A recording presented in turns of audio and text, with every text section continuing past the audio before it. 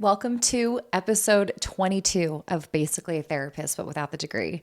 I'm your host, Lauren Larson, and I am so excited that you're here with me because we are talking about a topic that I have been thinking about, that's been on my mind, that's been on my heart for well over a year now.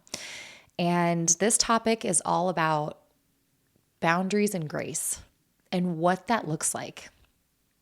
I felt God give me this phrase, like I said, about a year ago or over a year ago. And I didn't love it necessarily because, quite frankly, I didn't understand it. I don't understand the concept, or at the time, I didn't understand the concept of grace and boundaries. And so I've done some research, I've done some studying on the topic, and I realized that it's not actually as hard as we make it out to be. And so if you're anything like me, you may think that extending grace to somebody means letting them off the hook. And I'm here to tell you that that's not the case. And so I want to dive into this topic because I know a lot of people, especially in the church, you don't know how to have grace and boundaries, how to have boundaries in the church. If you grew up like I did, you overextended yourself all the time for the church. Like no boundaries. And if you had a boundary, if you said no, you got this guilt trip, or you looked like a bad person to everybody because you're not willing to serve the Lord with everything that you have. And that's not always the case. That's not true. That's not biblical. And so I want to talk about this, and I hope that this frees other people, because I know that it has freed myself, and it has helped me to show up differently in relationships, in church, in any sort of thing like that, where I realize that I can still be godly and have boundaries for my well-being. And we're going to talk about that. So let's get into it. When you're faced with a decision, or you're hurt, you're mad, you're sad, whatever, with somebody, do you choose the path of grace, where you extend kindness and understanding with them? Or do you set boundaries to protect your well-being? And where I've been hung up is, why does it have to be either or? Why can't it be both and? And so, it's really important to find the balance between grace and boundaries, because it is a very fine line. It requires skill. It requires strength. It requires patience. It requires understanding not only of yourself, but of other people as well. But how do we navigate this, without allowing people to walk all over us? Because we're not meant to be doormats. Jesus during his time on earth was not a doormat. God is not a doormat. This is where being compassionate and empathetic with others, towards their shortcomings and mistakes come in, and being clear about what behavior is acceptable and unacceptable. It's about balancing compassion with self-respect and ensuring that while offering grace, we don't have to compromise our values and our well-being. And so I first want to start with grace and what it means. So grace is the act of extending kindness, forgiveness, and compassion to others, even when we deem that they don't deserve it. And I say that because in God's eyes, we all deserve grace. In God's eyes, we all deserve compassion, forgiveness, and kindness, because that's what he does to us and for us all the time. Daily basis, hourly basis, minute by minute basis. He is constantly forgiving and extending grace, extending compassion. He is such a kind God. And so it's about seeing the humanity in everyone and responding with empathy and responding with understanding And it's knowing that we also don't have it all together and we're not perfect. And we are going to need grace. We do need grace. We have needed grace. So it doesn't make us better than anybody else. And so I want us to, when we are in these situations, I want us to remember our own humanity. I want us to stay humble. We are not better than anybody else. I said this a couple of episodes ago. There are a lot of us out there that are learning how to be in relationship with you because they may have never learned in childhood. You know, if there's not a lot of emotional maturity in a parent, what do you think the kid is going to learn in relationships? They're going to learn what their parent shows them. So if you have an emotionally immature parent raising kids, the product typically is another emotionally immature person. Until you decide to work on yourself, to grow, to heal, to mature, to self-reflect. There is so much that goes into becoming emotionally mature. And so I just want you to remember that there are people that are learning how to be in healthy relationships with you. You know, we get the opportunity to teach people how to be in relationship. And that doesn't mean that we allow and accept any kind of behavior. That's not at all what I'm saying. But we get to encourage and come up under and lift them up, call them up, call them to be better, push them to be better if they want to. And that's the both and part of this. We get to do that and they have to be willing. And I think that's where a lot of this tension is, you know, is how many chances, how many opportunities do we give somebody? And it's hard. We're going to keep talking about it. So here's the thing about grace. It doesn't mean being a doormat whatsoever. It doesn't mean allowing others to walk all over us and disrespect us and our needs and our boundaries. And that's where boundaries come in. And if you've been around for any length of time, you know that boundaries is one of my passions in life to talk about. Boundaries are invisible lines. They are like property lines if you think of homes. Like this is your yard and it ends here and then it becomes your neighbor's yard. Sometimes it's blocked off with fences. Sometimes it's blocked off with just by the state. Like if you actually look at the state or the city or whatever, they have plans of like what lot belongs to who. Like in our front yard, we don't have a fence. And so if you just look at it, you can't necessarily tell where ours ends and begins. Our front yard ends and begins. But lots were chosen. They were cut. They were formed. This lot is ours. That lot is theirs, etc.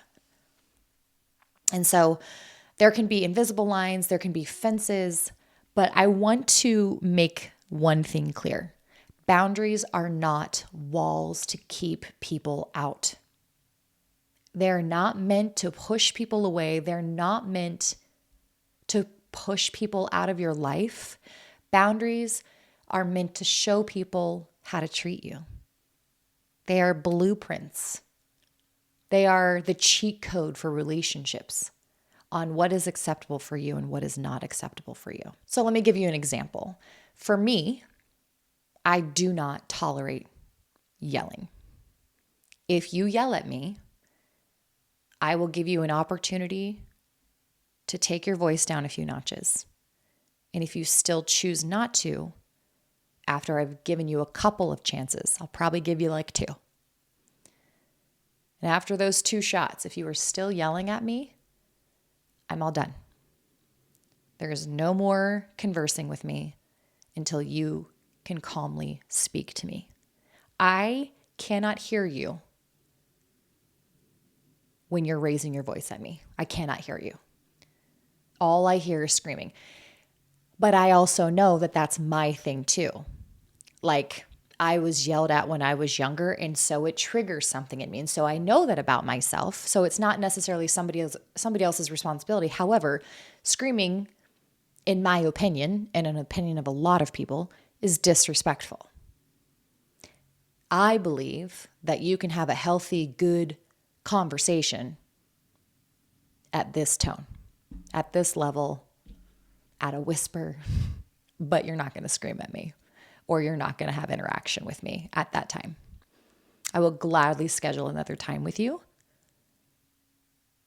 when you're calm. You will not hit me. You will not. There are so many. I have some. There's just things that I will not tolerate. Okay, so how do we marry grace and boundaries? How do we combine them?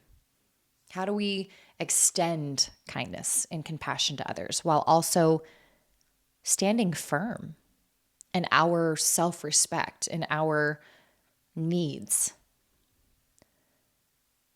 And it starts with self-awareness. Self-awareness goes such a long way. Understanding our own values, our own needs, and our own limits is super important for setting healthy boundaries and practicing grace, because when we know ourselves deeply, we can navigate these situations with a confidence and a clarity because we know what we need. We know where we stand, and we know what we'll tolerate. And so when something's happening to us, we can say, oh, this is an issue for me. This is a boundary issue for me. So it requires a self-awareness. So I would encourage you to sit down with yourself and think about, actually, I'm not going to do that.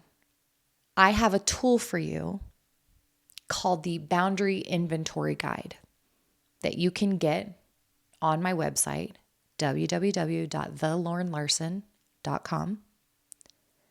And it's free. And this will help you figure out where you need boundaries. It'll help you create some self-awareness around areas within your life that may require some boundaries. I'll link the website in the show notes, but it's a super helpful first step.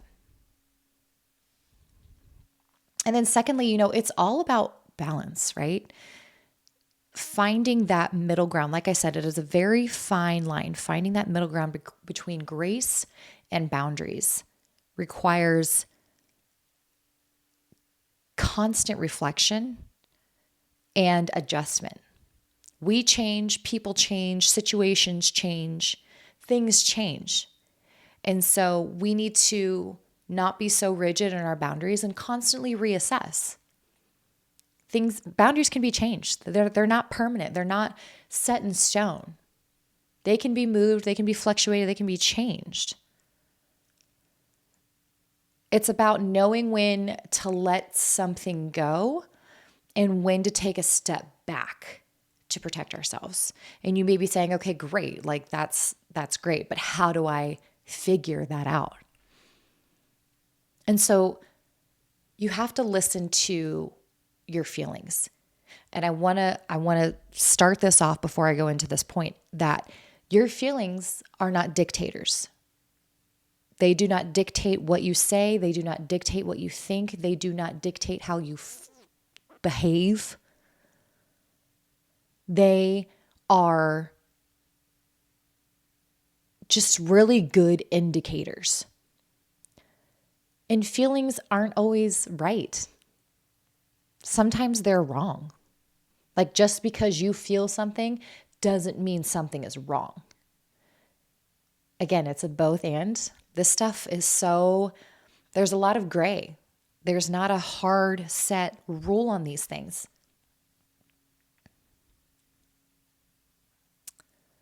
So with feelings, you want to pay attention to your emotions. You want to pay attention to your physical, what's coming up for you physically. Is your chest getting tight? Are you getting tense? Are your muscles tensing? Is your heart beating fast? Do you feel nauseous? If you are consistently feeling stressed, drained, exhausted, anxious, upset in a particular area or around particular people, it may be a time to reassess and figure out how much time that you are going to invest in the situation. It may be time to reassess how much interaction you have, or how much interaction or what's the word I'm thinking of? Access somebody has to you.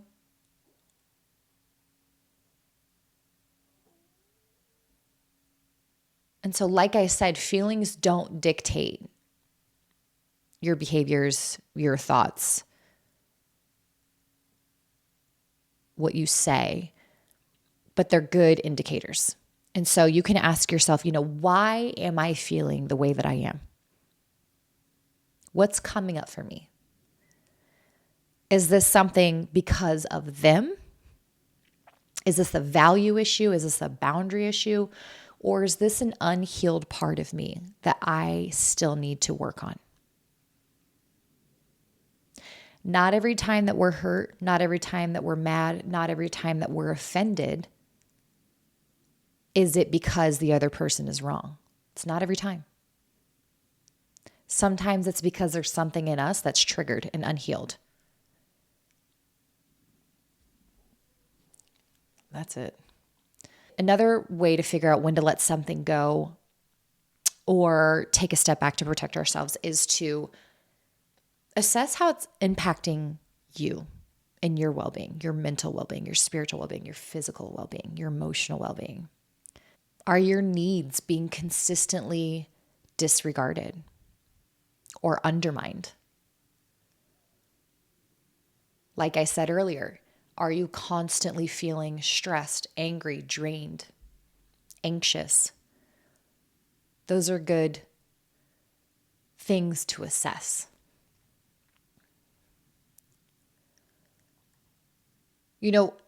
Reflect on whether holding on to the situation or relationship aligns with your goals, your values, your priorities.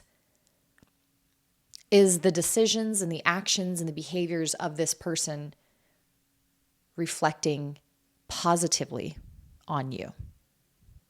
A good question to ask is if the short-term discomfort or inconvenience is worth your long-term happiness and fulfillment.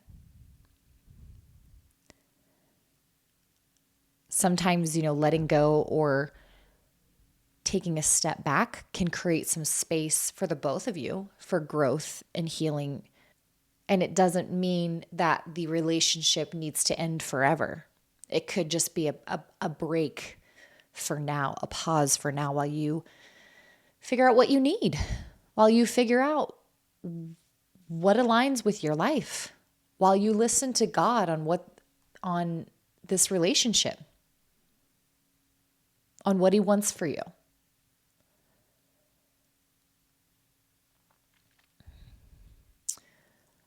Another really important way to figure out whether it's worth letting go or protecting yourself is if this is a pattern. If this is a reoccurring pattern or even a red flag, that shows that it could be unhealthy or unsustainable. Are there consistent boundary violations? Is there manipulation? Is there abuse?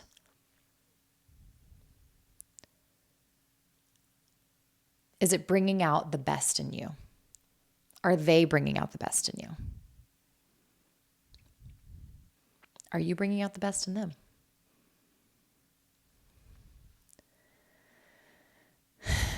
Sometimes you can be two really good people, but not good for each other.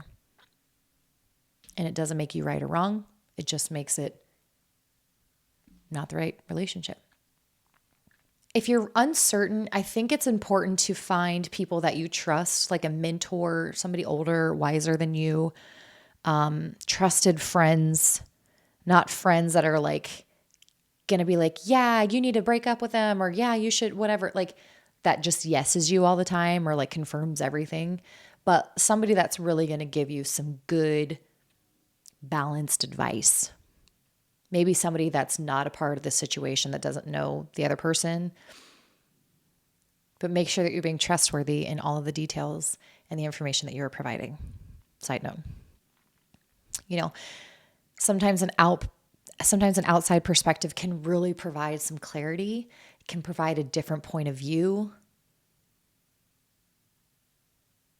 and it can just provide insight that may be hard for you to see yourself, because when we are immersed in relationships, it's really hard to see things as they are, right?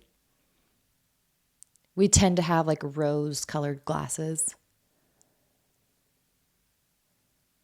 You don't realize sometimes how bad the situation is when you're in it until you're out of it. And you're like, that was really bad. That was really bad. I've done that in jobs. I've done that in relationships. Because you kind of create a whole new normal with this person or in this situation. And it redefines what normal is. But normal doesn't mean healthy. And so ask for somebody's advice. Ask for their perspective. Seek therapy. Talk to Jesus about it. He's a really good therapist. He'll give you some really solid advice. You can look up really good relationship advice in the Bible. It tells you exactly what type of relationship you should have, what love actually is. 1 Corinthians 13.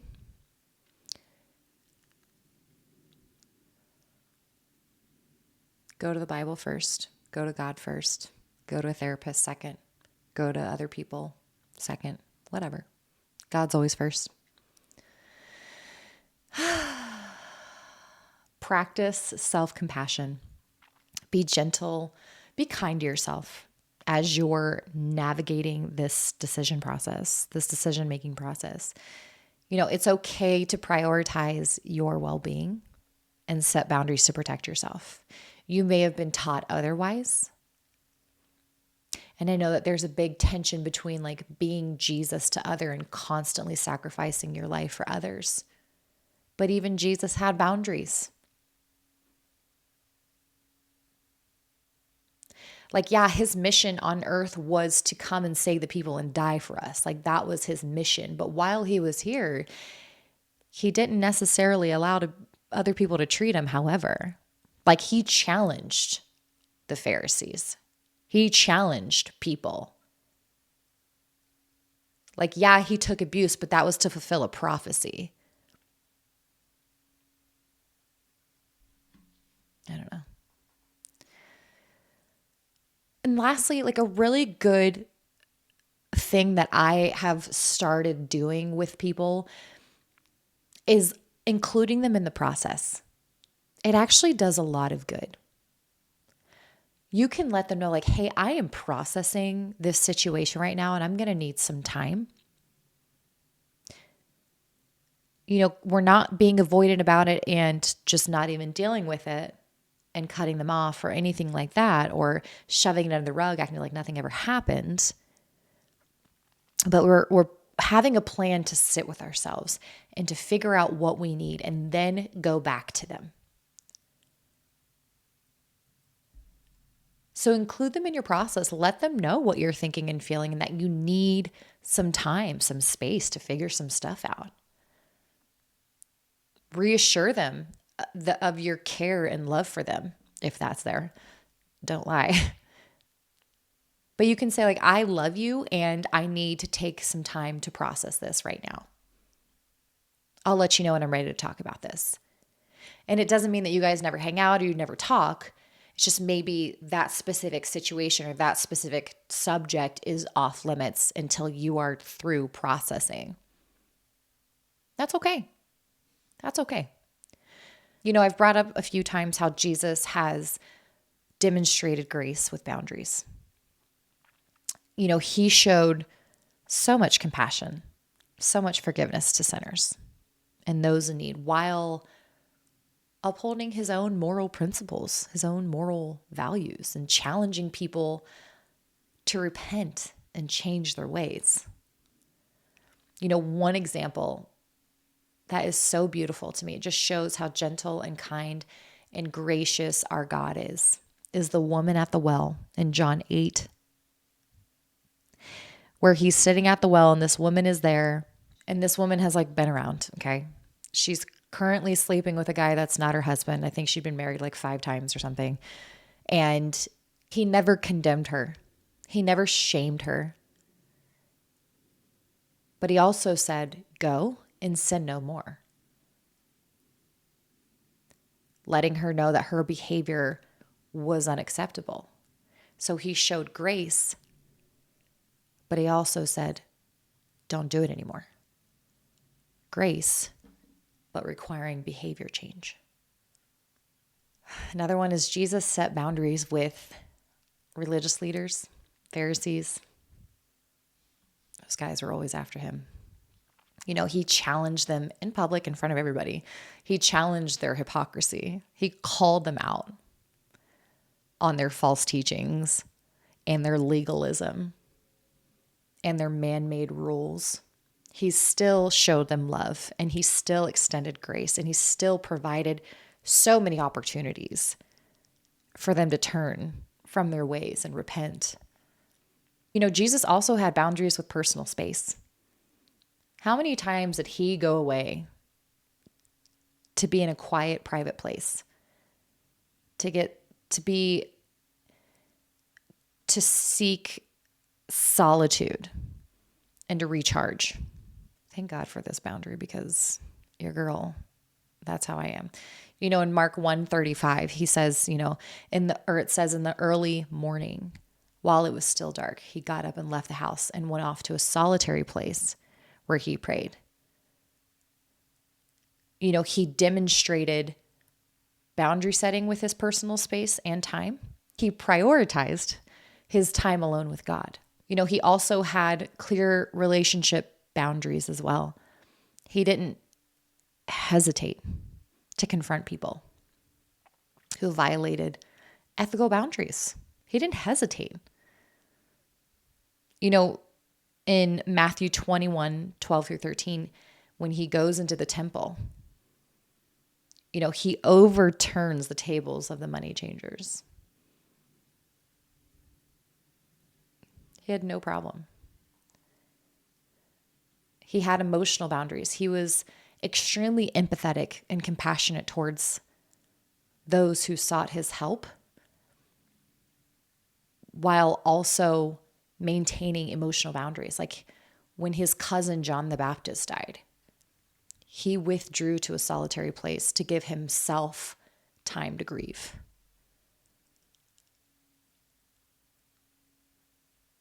Like he gave himself time to grieve.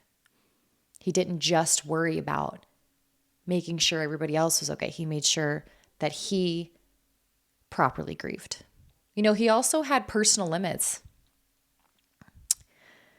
And he said no when he needed to. In Mark 1:37-38, his disciples wanted him to continue to minister to the crowds, and Jesus said no. He wants to go to the nearby villages. He says, let us go somewhere else to the nearby villages so I can preach there also. That is why I've come. So he didn't overextend himself beyond his limits. Although there were times when he did, clearly. But he stood up for those things. He said no to his disciples. No, we're not going to do that. We're going to do this instead. And then lastly, he used a lot of parables and a lot of metaphors that were missed by many people of his time and missed by many people of this time still. And he recognized that not everyone was ready to or had the ability to receive certain teachings. And so he would, including his disciples, he would dumb it down for them so that way it was more understandable. He had a grace and he had a sensitivity for even his closest friends who could not understand what he was saying sometimes. It's so interesting. He was so gracious. He still is so gracious. But yet he was so bold and he was so firm. And that's why it's both and it is so encouraging. Like, we just always focus on as Christians that we just need to have grace and grace and grace. And yes, we should. We should always forgive people. We should always be compassionate to people. We should always be kind to people, always. Nobody is saying no to that.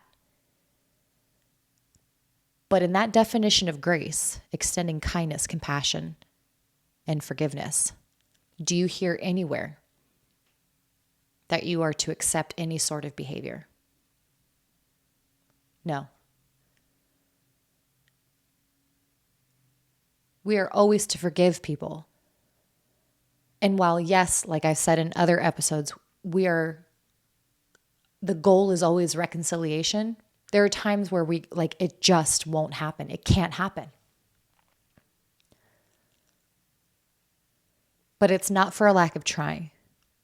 So what does grace and boundaries look like lived out? Number one, it looks like respectful communication. Graceful boundary setting involves communicating directly, respectfully communicating your needs, your desires, your limits. You are being honest and assertive while being considerate of others' feelings and their perspectives. It's a both and. Like, yes, we're called to be meek and humble, but that doesn't mean that we're doormats and we can't state our needs and our wants and our limits. One of the kindest things that you can do for people is to directly, honestly, assertively, respectfully communicate what you're thinking and feeling, what your needs are, what your limitations are. That way people don't have to guess. That way people can know actually who you are instead of you hiding behind this mask of being whatever they want you to be. Let people actually get to know you. Like, give them a shot. Number two, empathy and understanding. It involves recognizing that everyone has their own boundaries. Like, everybody should have their own boundaries and their own perspectives and their own limitations and struggles, right? It's not just us. There's other people too that we need to respect their boundaries because we would want ours respected. And it's showing empathy and understanding to their boundaries. Even if you don't understand them, even if they're different than your own, this is what being in a healthy relationship looks like. Number three, firmness with kindness. I love this. The older that I get, the more that I appreciate kindness with firmness, direct communication. Like, don't make me sit here and think and wonder. Boom, tell me, where are you at? What's happening? What are you thinking? What are you feeling? So firmness with kindness requires being firm and assertive about what is acceptable and what is not, while maintaining kindness and compassion. There are people, I feel like we go to extremes with this sort of thing, where there are people that are firm. They're not firm. They're rigid. They're like bullies. And that's not what we're looking for. And then there's the opposite side of the spectrum, where there's people that, you can walk all over. And that's not what we're looking for either. We're looking for somewhere in the middle that has both. And it exists. So if you're somebody that's on the rigid bullying side of things, it's time to soften. And if you're somebody that is letting people walk all over you, that's too afraid to share anything, that won't show up truthfully and honestly in your relationships because you don't think you deserve it, or you're too scared, it's time to move to the middle.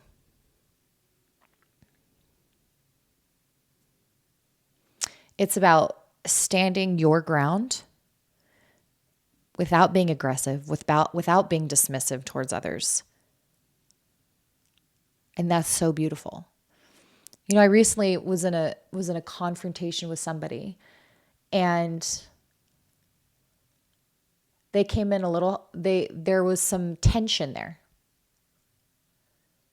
And they came in a little hot towards me. And for me, something that I struggle with, I'm going to get vulnerable for a second. Something that I struggle with is that I want people to feel how I feel.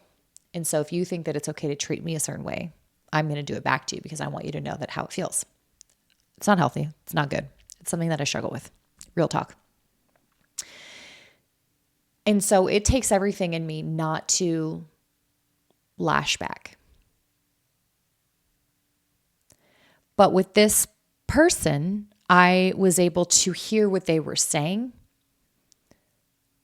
and validate what they were saying, even when they were kind of coming at me a little bit. And that's okay. Like, they can have their feelings, and you can still have yours and still hold true to your boundaries and still stand firm. It can be a both and.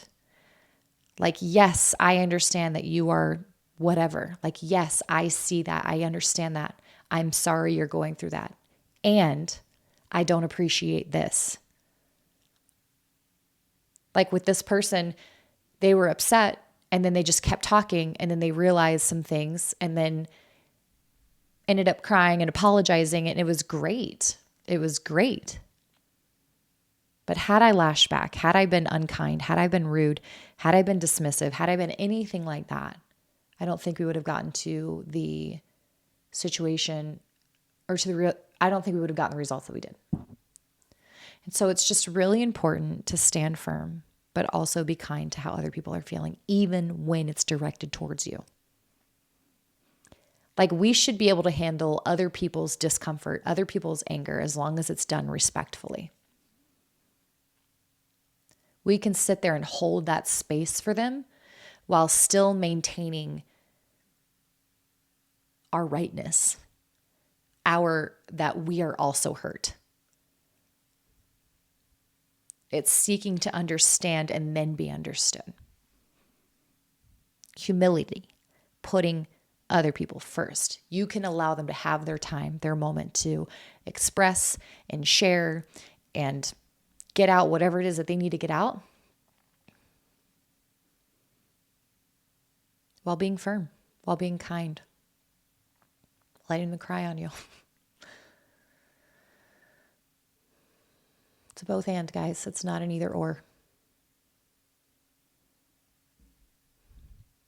Number 4, like, boundaries are an act of love. Viewing boundaries as an act of self-love and self-respect is essential. And it's loving for the person that you're in relationship to communicate your boundaries. It's not about controlling other people. It's not about manipulating other people. Boundaries is never about that. It is showing people how to treat you. Here you go. If you want to have a successful relationship, here's how you can treat me. Here's what's acceptable and unacceptable. Knowing that things can change as well. Boundaries can change. But for me, the yelling thing, I don't think it's ever going to change. It hasn't yet. There are some things where it's just a self-respect thing. Like, you are not going to yell at me, period. Number 5, forgiveness and second chances. are what grace and boundaries look like lived out. Like I said earlier, grace with boundaries acknowledges that other people make mistake, and sometimes they cross our boundaries unintentionally. And that involves offering forgiveness, always extending forgiveness. We are called, biblically called, as Christians, to forgive always, because we are always forgiven. So who are we to say that somebody's unworthy of forgiveness when we ourselves have been forgiven over and over and over again, times a million? We don't get to make that judgment call. We don't get to make that shot.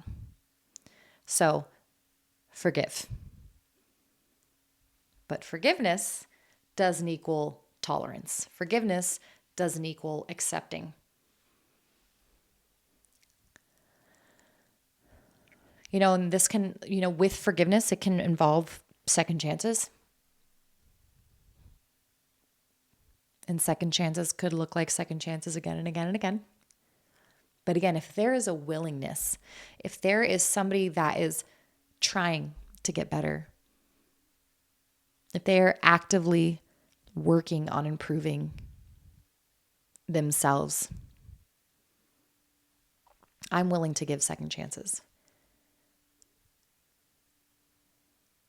If there are patterns and somebody is unrepentant, they're blaming me for their mistakes, their poor treatment,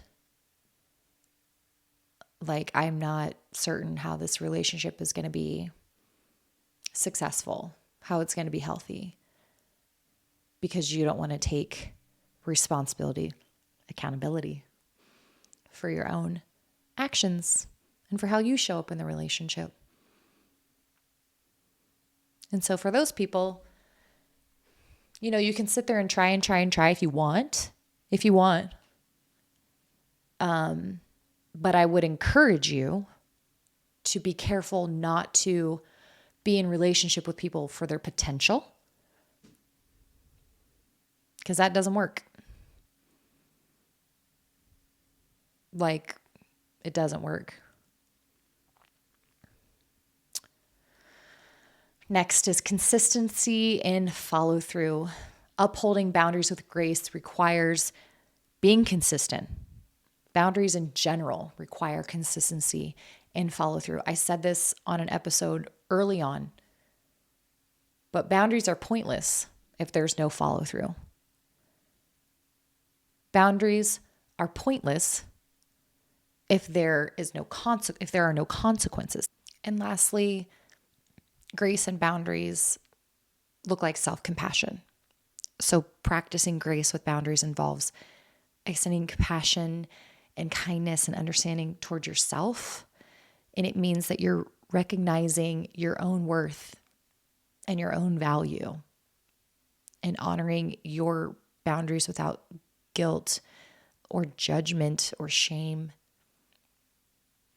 But it's taking an honest look at yourself and ensuring that these boundaries are, again, not out of an unhealed place, not out of anger or they're too rigid or they're whatever. These boundaries are something that you've sat with, that you figured out that this is what you need at this time.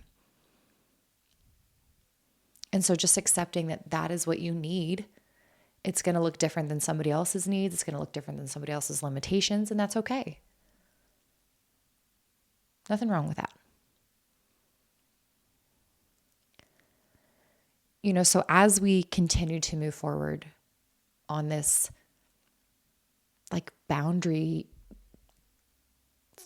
grace-filled boundary journey, always lead with grace and always have boundaries. It's a both and they can coexist together. I hope that this episode helps you the way that it has helped me in my life grow in this area. If it has, please share it with a friend, like it, subscribe if you haven't. It would mean the world to me. And I'll see you next week. Bye. Yeah.